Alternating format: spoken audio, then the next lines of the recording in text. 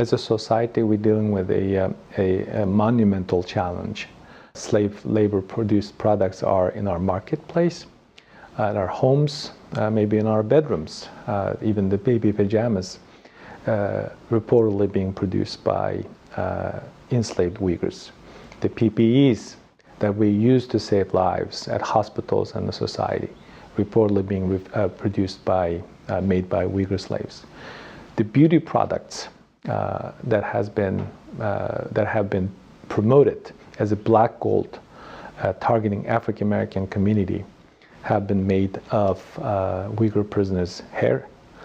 This also reminds us what happened to the 6 million Jews. And also we are dealing with another international stage or event, global event that the CCP may use to normalize its behavior. So I call on the American consumers to be mindful that the products that they're using may have been produced by enslaved Uyghurs. We're talking about a significant number of consumer products that includes Campbell soup, the sports outfit, any cotton products.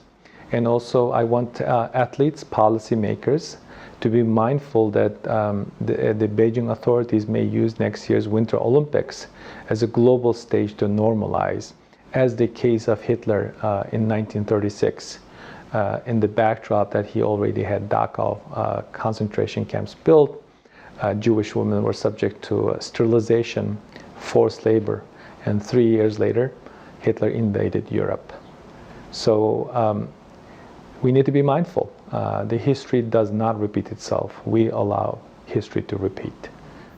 Well, so I'm going to build a little bit on this because this is, this issue is very close to my heart. My father-in-law is a Holocaust survivor.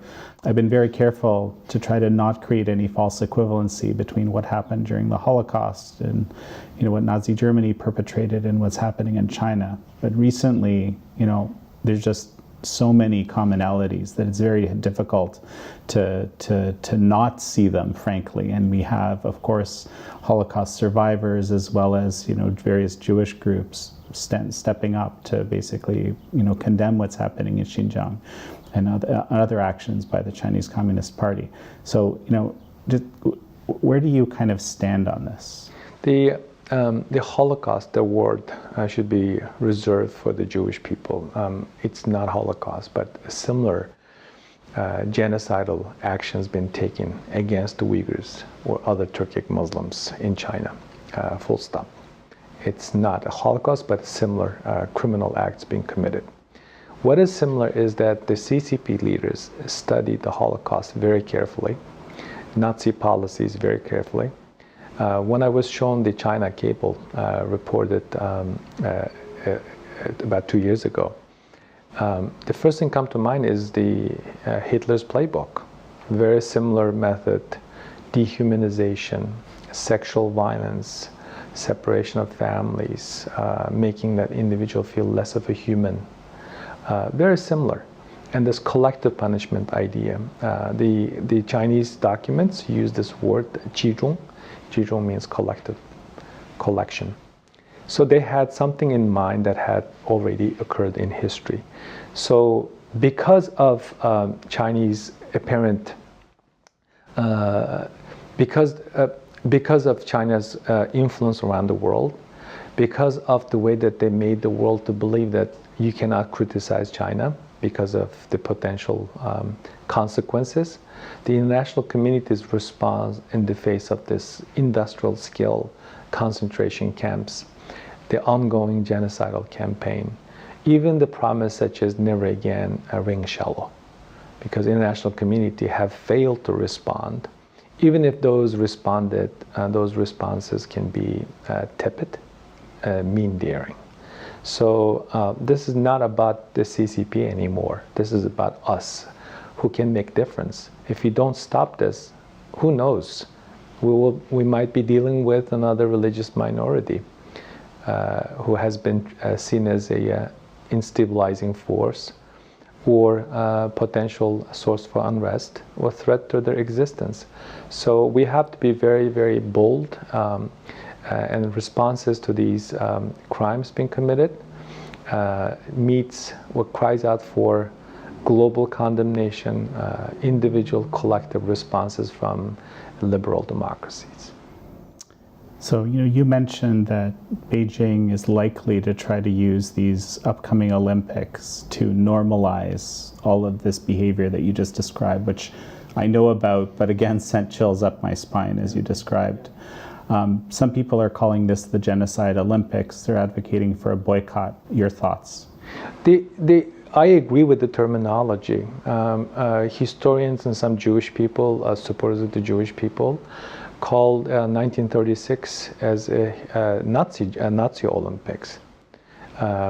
Similarly, when you look at the practice, the way that the government is preparing and utilizing these kind of events, in the case of 2008 Summer Olympics, and now the next year's Winter Olympics, should teach us some lesson that we cannot normalize, we cannot allow a regime such as the one in Beijing to use this kind of games that promote unity, friendship, spirit for advancement of their political repression.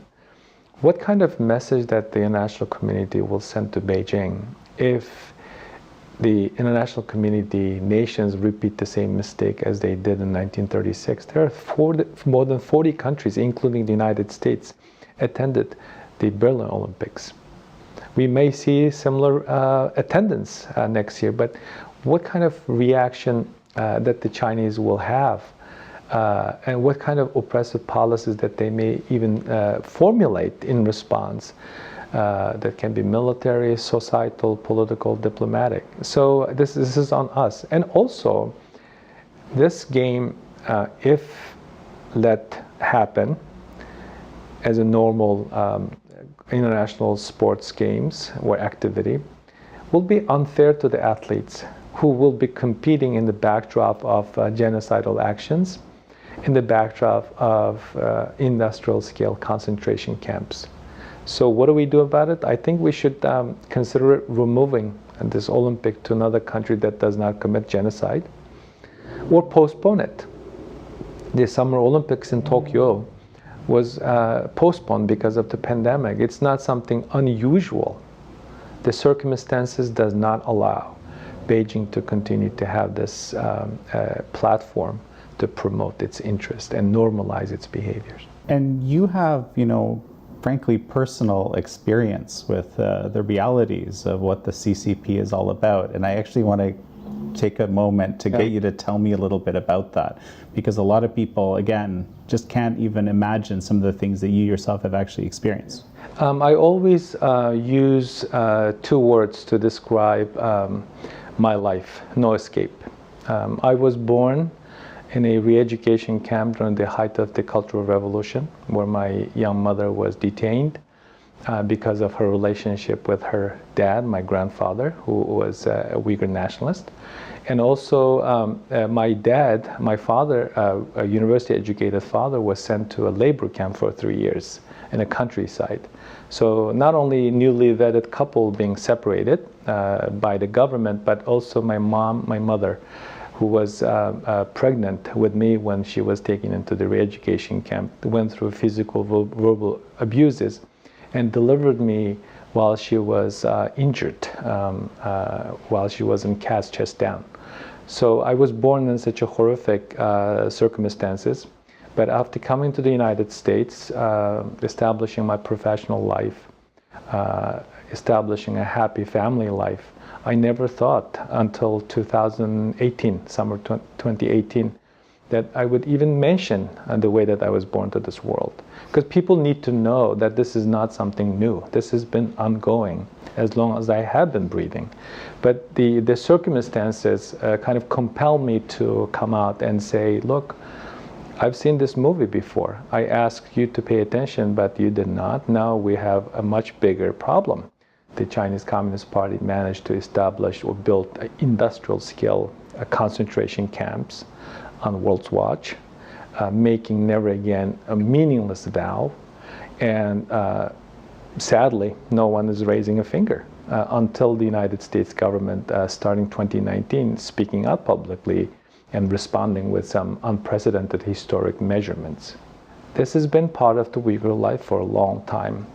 The Uyghur people around the world, NGOs, human rights activists had been sounding the alarm that this need to be something that people should take it seriously. But it took a genocide in Uyghurs' homeland, East Turkestan, and uprooting of democracy, rule of law in Hong Kong, and most oppressive ways to repress the religious minority in China, to a world community, international community, to realize CCP is a threat to a civilization. So it's very sad reality, but it should not take a genocide for the international community to realize what CCP is about. So and the measure, you mean the genocide designation. Is that what you're talking about? Genocide designation was one of the most significant policy responses by the United States government.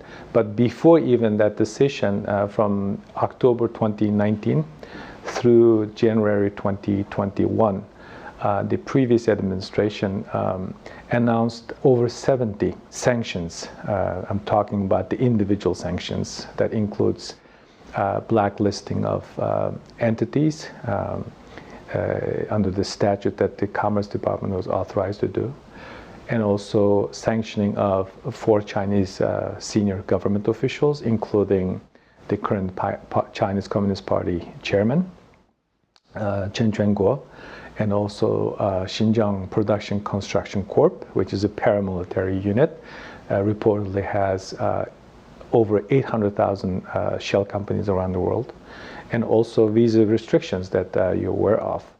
So that was the policy responses. This does not even include the legislative responses that we've been seeing in the U.S. Congress. So the January decision is the strongest policy response announced by former Secretary of State Pompeo, endorsed on the same day by the new Secretary of State Blinken. This shows the seriousness of the United States government. USERF, as we noted in our report, and not only asked the State Department to look into this to evaluate and determine if the atrocities amount to genocide and crimes against humanity, but also we support this bipartisan decision. This should send a message to Beijing that they cannot play division game with American people. This is a matter of value and principle. United States government, just like the Chinese government, is a signatory to Genocide Convention that our country ratified in 1988. Since 1988, there has been only 5 decisions adding the Uyghurs. There have been only 6 instances that U.S. government made a similar decision. I need to highlight something very important in this respect. The United States, or any country, does not lightly or casually go out and accuse somebody or government entities for committing genocide. This is a very serious words, accusations, if you will. But when you look at the way that this was done through analysis, relying on the fact, and also fulfilling our obligation under international law, is something that the United States government, particularly Secretary Pompeo, deserves a lot of credit. It was a bold decision, and Secretary Blinken also deserves credit for acknowledging, endorsing it, and taking additional measures, including the coordinated sanctions announced in March, along with our allies. And now we see in this expanding Canadian Parliament recognize it as a genocide, so that the Netherlands Parliament, or that the UK Parliament, we're also expecting others joining the force.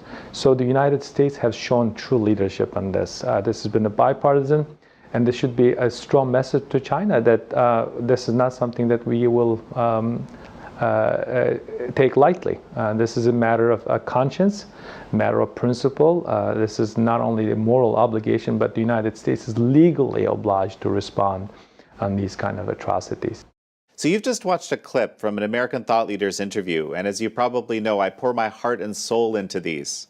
YouTube has been censoring some entirely mainstream videos lately, including things like Florida Governor DeSantis's coronavirus roundtable. We've even had some of our own videos removed from YouTube for no clear reason whatsoever.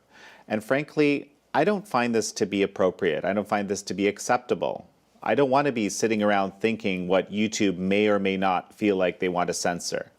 And beyond that even, YouTube has demonetized us for the past 2 months.